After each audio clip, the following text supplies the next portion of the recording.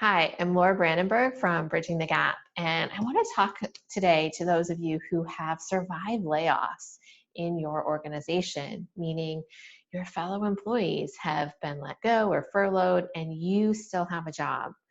Because what I see happening in this is that there can be a big sense of guilt, there can be a big sense of resentment, there can be overwhelm, there can be fear. There a lot of negative things can happen to those of us who are left in our positions. And I say us, I own my own company, so I haven't had to do any sort of layoffs, which I'm grateful for. But us, meaning those of us who are still working and moving forward in our organizations. So one of the very first things to do is to release any sense of guilt about the situation. This is not your fault. And also, not having a job is not the cause of someone else no longer having a job, right? Like you can't take on the burden of that guilt on top of everything else. And also, you not having a job right now is not going to help somebody else who doesn't have a job right now. In fact, to get the economy going, we need to all be focusing on creating value. Value creates more value and it gets the cycle of abundance moving and expanding. And as business analysts, you are in an excellent position to help your organization tap into that value and increase the value it's creating in the world, which will eventually open up more job opportunities as well. So you are doing a great thing by continuing in your job and not adding to the unemployment burden in our country. And the next thing to do is really to be thinking about forgiveness for the situation. Because no matter what side of the layoffs that we're on, we can feel anger and frustration toward the people and the circumstances that caused that situation. And that when we're holding on to that anger and resentment, it's only tearing us down. It's only feeding the fear. It's only feeding the negativity. So in the Circle of Success coaching program, we actually teach a forgiveness practice, how to reset from toxic situations. And it's about just releasing and letting go of the negativity. It doesn't mean, forgiveness doesn't mean making it okay or making what that other person did okay, but it's allowing it, it's releasing the hook that it has on you, which strengthens you and allows you to move forward. And then maybe think about the positive actions that you can take to help specific people. You can't solve the whole problem yourself, but each of us can take actions, and those actions have a ripple effect.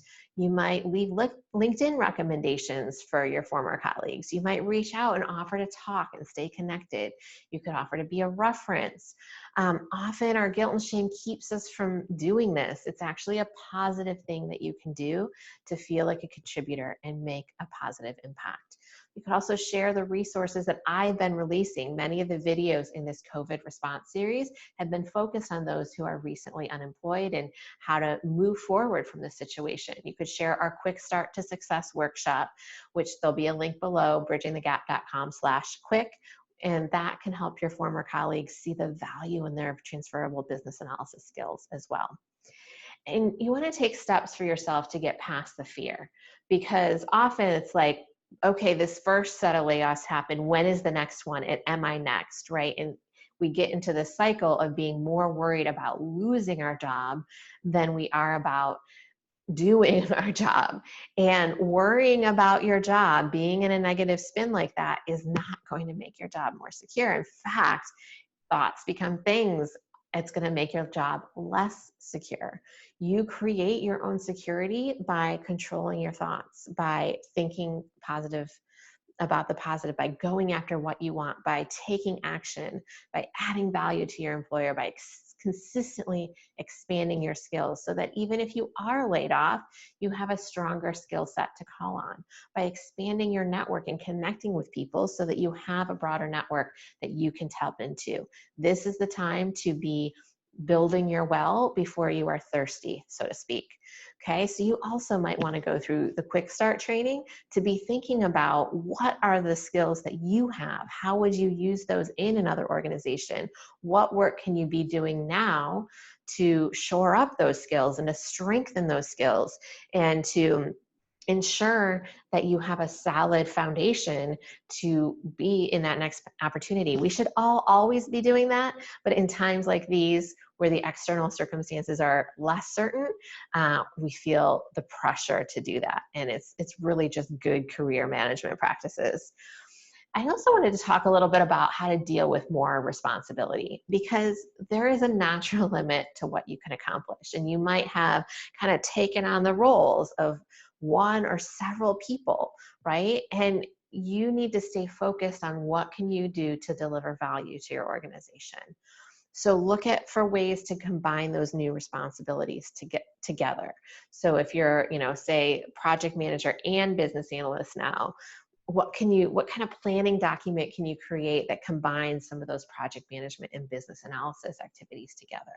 Or if you're more we're a business analyst and now have more technical systems analysis responsibilities, what kind of document can you create that maybe blends those together, or taking a meeting and doing them both together at once, right? So just look for ways to overlap that will make your work more efficient. But really, most importantly, is to stay focused on your current priorities, because probably a lot would shift, right? An employer can't reasonably expect to get the same amount done or the same projects done with less resources, right? A lot of times the extra work actually comes from us hanging on to a project that we feel invested in that really is no longer a priority and that we need to let go of. So really take a deep look at your project list, what your expectations are of yourself, align those with the expectations of your management, and then make sure you're working on what's most important and putting the effort into what's most important now. And I also want to talk about self-care, because in all of the above, there's a tendency to do more, to be more, to help more, right? And this can come back to our own sense of self-worth. We feel guilty for still having a job. And so we make having a job a stressful experience so that we feel worthy of it, because there's so much suffering in the world. So we need to suffer too, right? This is a recipe for burnout. And it's a symptom of something deeper about your beliefs that are going on. But you got to cut it off, right? So doing more, helping more, being more is not always the solution. Yes, you need to add value, but that doesn't mean that you need to burn yourself out. So you need to step back and consider, what are your minimum requirements for self-care? What are your non-negotiables when it comes to sleep, food, exercise, showering, outdoor time, self-reflection time, right? I'm in the middle of, we have our 2 kids at home. My husband and I are splitting, kind of being primary for them 50-50. This is my video recording day. And, I am still working out 3 or 4 times a week. We are still mostly eating healthy meals. I'm still journaling and meditating in the morning, because I've decided that those things are important, and it allows me to add more value to the community. So that was a conscious decision, though. As soon as these circumstances arose and my workday was actually cut in half, well, do I cut off on my self-care, or do I double down on my self-care and make sure my work time is incredibly focused on what's most important?